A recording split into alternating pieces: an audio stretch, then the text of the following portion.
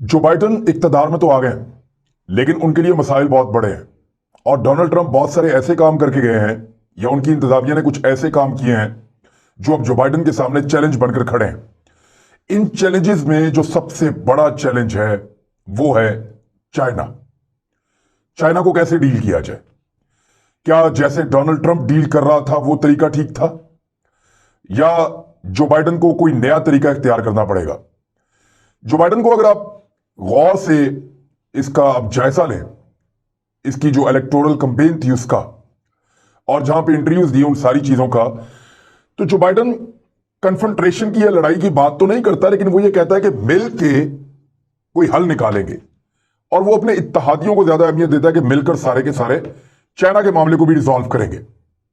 लेकिन कोई बहुत ज्यादा आपको ऐसी सॉलिड चीजें नहीं मिलती जिसमें उसने कहा हो कि वो चाइना पे अटैक कर देगा, या चाइना की जो है वो माशी पॉलिसियों के खिलाफ चला जाएगा, या चाइना को दीवार से लगाएगा, या उस पर पाबंदियां लगवाएगा। ऐसा कुछ आपको मिलता नहीं है। लेकिन हाल ही में कुछ डेवलपमेंट्स हुई हैं, मैं आपके सामने रखता हूं। और चीन ने एक बड़ा कदम उठा लिया है। चाइना ने यह किया कि जैसे ही जो बाइडन ने हलफ उठाया, फौरी तौर पे उसके पहले घंटे के अंदर अंदर चाइना ने 28 अमरीकियों के ऊपर पाबंदी लगा दी। इनमें अमेरिका के खास तरीन ओहदेदार भी हैं और बहुत बड़े बड़े बिजनेस ग्रुप भी हैं, उनके बड़े बड़े मालिक भी हैं। ये अरबों डॉलर्स की डील करने वाले लोग हैं। ये हांगकांग में और चाइना में काम करते थे। चाइना ने इन सब पे पाबंदी लगा दी कि ये चाइना में, हांगकांग में दाखिल नहीं हो पाएंगे, यहां काम नहीं कर पाएंगे। और इनके अंदर एक बड़ा खास आदमी जिसको हम सब जानते हैं वो है माइक पोम्पियो। और माइक पोम्पियो पे पाबंदी चाइना ने इसलिए लगाई कि उसने कहा कि इसने पागलों जैसी हरकतें की हैं, इसने इस किस्म के काम किए हैं इस खित्ते में जिससे खित्ते की सिक्योरिटी को रिस्क में डाल दिया है। यानी क्वाड बनाने के लिए इसने ऑस्ट्रेलिया को, जापान को, इंडिया को और अमेरिका को इकट्ठा किया।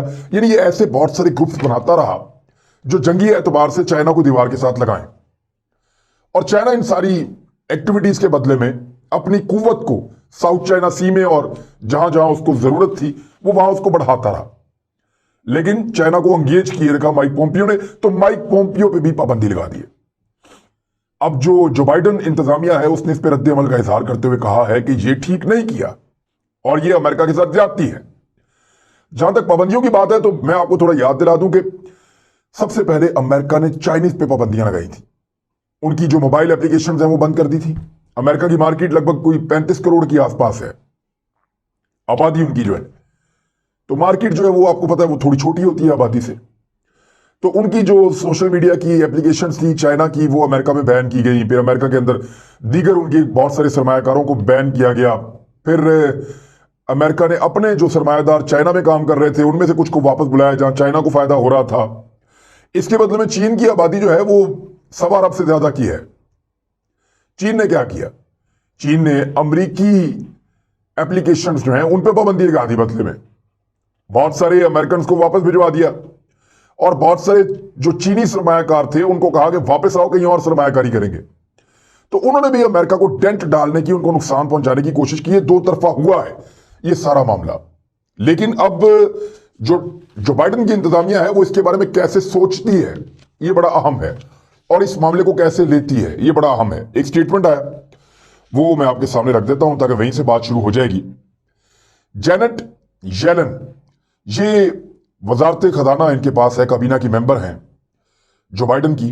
उन्होंने कहा कि इन्होंने प्रॉमिस किया है, promise to take on China's abusive, unfair and illegal practices. ये कहते हैं कि चाइना का जो तरीकाकार है, जो हिकमत अमली है उसकी मईशत में और कारोबार में, वो ऐसी अजीब है कि वो अमेरिका को और उसके जो दीगर जो उसके साथ कंपीटिटर्स होते हैं या जिन्होंने उसके साथ मुकाबला करना होता है मार्केट का या दुनिया का, उनको नुकसान पहुंचाती है। वो गैर कानूनी होती है, गैर मुतवाजन होती है, अनफेयर होती है। यानी उसके अंदर ज्यादती होती है, इंसाफ पे मबनी नहीं होती, और अब्यूसिव होती है। यानी वो अब्यूसिव कहते हैं उसको। तो ये कह रहे हैं कि वो चोट लगाती है खासतौर पे अमरीकी मफादात के ऊपर या मगरबी ममालिक के मफादात के ऊपर। तो उसको हम काउंटर करेंगे टेक ऑन, के प्रॉमिस टू टेक ऑन, कि हम इसको जरूर जो है इस मामले को उठाएंगे और इसके ऊपर हम काम करेंगे। ये वादा उन्होंने किया है। दूसरी जानिब जो ट्रेड वॉर चल रही है अमेरिका और चाइना के बीच में, उसमें 2028 तक माशी सुपर पावर चाइना इस दुनिया की बन जाएगा, ये प्रिडिक्शन आ चुकी है बैनुल अक़वामी इदारों की जानिब से। ये दो बड़े मुआहदे चाइना ने किए थे डोनाल्ड ट्रंप के दौरे हुकूमत में, दो मुआहदे किए थे, और ये इतने बड़े मुआहदे थे कि अमेरिका हिलकर रह गया था। पहला मुआहदा जो है उसको कहते हैं regional comprehensive economic partnership, RCEP। इसको आप जाके स्टडी करें, बड़ा जबरदस्त मुआहदा किया है। 15 नवंबर 2020 को यह मुआहदा हुआ, इससे लगभग कोई 2 माह पहले, 2-2.5 माह पहले मुआहदा हुआ, और यह दुनिया का सबसे बड़ा अब तक का तजारती मुआहदा है जिसके असरात आधी दुनिया तक जाएंगे। और इस मुआहदे के अंदर अमेरिका को और इंडिया को शामिल नहीं किया गया, हालांकि अमेरिका के कुछ इत्तेहादी इसके अंदर शामिल थे। बहुत बड़ा मुआहदा है, 15 बहुत बड़े बड़े ममालिक हैं जो इसमें पहले मरहले में इसका हिस्सा बने, और बाकी बहुत सारे ममालिक इसका हिस्सा बनने जा रहे हैं। इंडिया को और अमेरिका को इससे बाहर रखा गया है। ये एक बड़ा मुआहदा था, दुनिया की तारीख का बड़ा तरीन तजारती मुआहदा जो चाइना ने किया बहुत सारे मुल्कों के साथ। अमेरिका के इत्तेहादी मुल्क भी हैं, यानी ऑस्ट्रेलिया भी इसके अंदर है, दीगर कुछ यूरोपीय ममालिक भी हैं।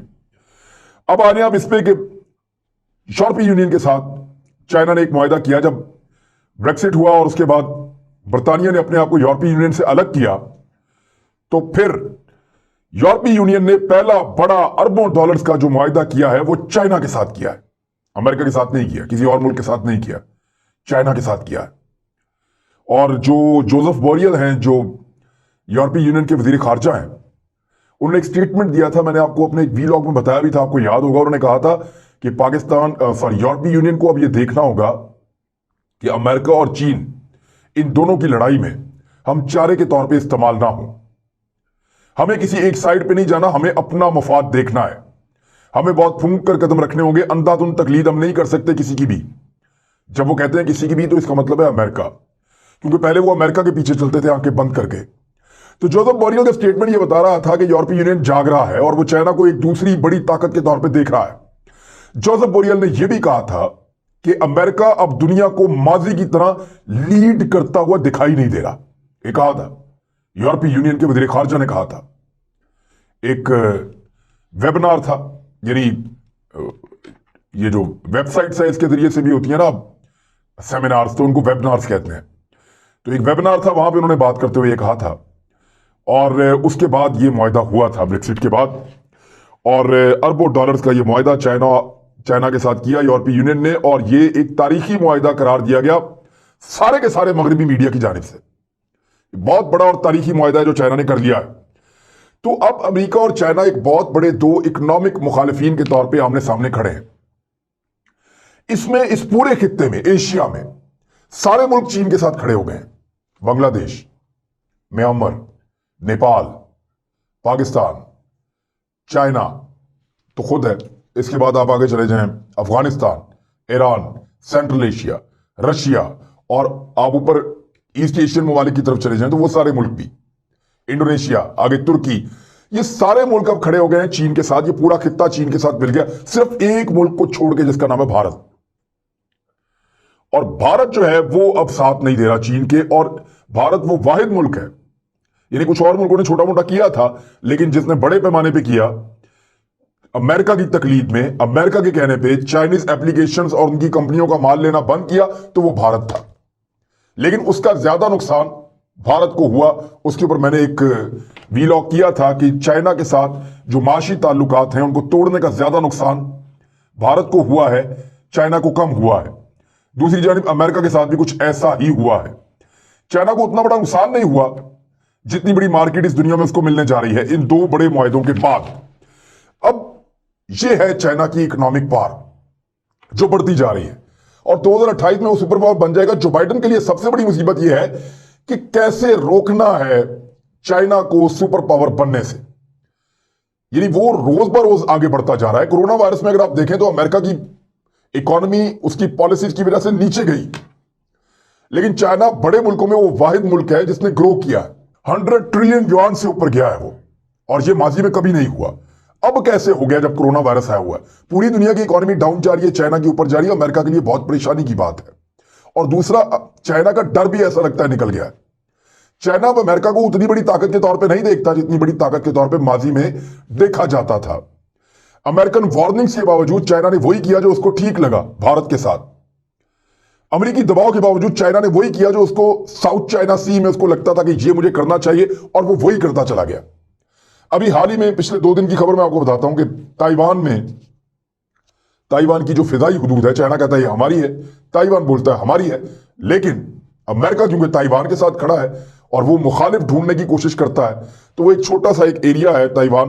अब उसमें चीन ने गुज़िश्ता 2 दिनों में एक दिन 12 अपने लड़ाका जंगी तैयारे भेजे हैं और एक दिन 15 अपने लड़ाका जंगी तैयारे भेजे हैं।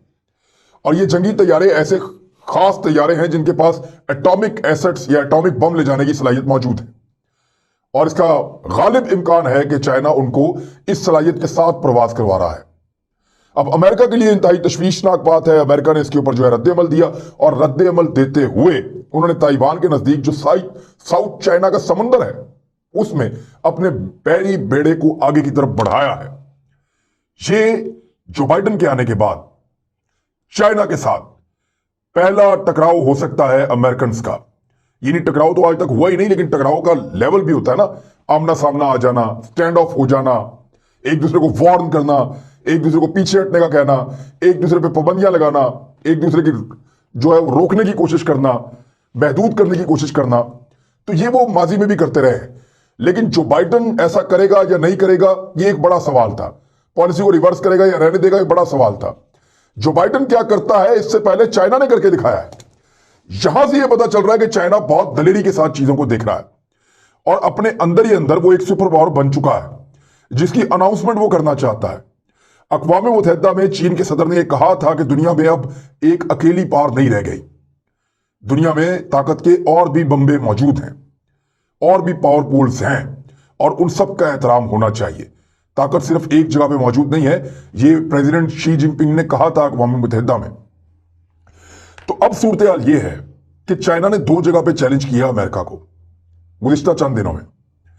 एक चाइना ने क्या किया, उन्होंने फौरी तौर पे 28 बंदों पे पाबंदी लगा दी, अमेरिका को पैगाम दिया कि हम चाइनीज हैं, हम भी पाबंदी लगा सकते हैं, पाबंदियां सिर्फ अमेरिका नहीं लगा सकता। 28 बंदों पे पाबंदी लगाई जिनमें माइक पोम्पियो शामिल था, ताकि एक पैगाम दिया जाए बड़ा तगड़ा। अमेरिकन ने कहा यह गलत हुआ है और उन्होंने जिनके ऊपर पाबंदी लगाई उनके साथ इजहार यकजहती किया अमेरिकन ने। दूसरा, चाइना को यह पता था कि अमेरिकन इस बात के ऊपर बहुत ज्यादा खौफ होंगे और चेक भी किया जा सकता है कि अमेरिकन आगे बढ़ के किस लेवल तक आते हैं, तो उन्होंने ताइवान के ऊपर अपने जंगी तैयारों की परवाजें शुरू करवा दी। और अमेरिकन का जो रद्द-ए-अमल है वो जबानी कलामी तो आया है, लेकिन उनका बहरी बेड़ा एक हद से ज्यादा आगे नहीं बढ़ रहा, क्योंकि पहले जब वो ज्यादा आगे आए थे तो उनके सारे सिस्टम जैम हो गए थे, और तब से अब तक वो रिसर्च इस बात पे कर रहे थे कि चाइना के किस लेवल के जैमर्स हैं जिन्होंने हमें अंधा भी कर दिया था और बहरा भी कर दिया था। यानी उनके रिडार्स भी काम नहीं कर रहे थे वहां पे, और उनको प्रॉपर विजुअल्स भी नहीं मिल रहे थे। तो ये प्रॉब्लम जो है वो उनको फेस करनी पड़ी थी अमेरिकन को। एक चीज और भी देखनी पड़ेगी कि इंडिया के साथ जो चाइना का मामला चल रहा है उसमें डोनाल्ड ट्रंप बहुत उछल कर आए थे, लेकिन डोनाल्ड ट्रंप ने प्रैक्टिकली कुछ किया नहीं था, इंडिया को वहां मार भी पड़ गई थी। जो बाइडेन किस लेवल तक जाता है, क्योंकि इंडिया के साथ ताल्लुकात की बेहतरी का जो काम शुरू हुआ था, जो बहुत बड़े पैमाने पे हुआ था, वो बराक ओबामा के दौर में हुआ था। और ये वो वक्त था जब जो बाइडेन वाइस प्रेसिडेंट के तौर पे अपनी खिदमत सर अंजाम दे रहे थे अमेरिका में। और ये बात देखें, एक चीज तो पाकिस्तानियों को क्लियर रखनी चाहिए कि अमेरिका को जब भी इंडिया और पाकिस्तान में कोई चॉइस लेनी होगी तो वो इंडिया को प्रेफर करेगा पाकिस्तान के ऊपर। गो कि इंडिया अमेरिका के लिए वो कुछ नहीं कर सकता जो हम कर सकते हैं या हमने किया है। सोवियत यूनियन के टुकड़े करके दिए हैं, अफगानिस्तान के अंदर अमन का अमल हमारे बगैर मुकम्मल नहीं हो सकता। अमेरिकन फौजी अगर यहां से निकलना चाहते हैं तो हमारे बगैर निकल नहीं सकते।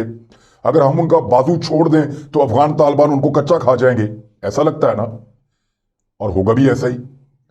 तो अमेरिकन को बहुत सारी जगहों पे हमारी जरूरत है, लेकिन इसके बावजूद जब भी चॉइस की बात आएगी तो वो इंडिया के साथ खड़ा होगा, क्योंकि इंडिया उनको सूट करता है चाइना के खिलाफ जो आने वाली सुपर पावर है, और पाकिस्तान ऑलरेडी चाइना के कैंप में जा चुका है।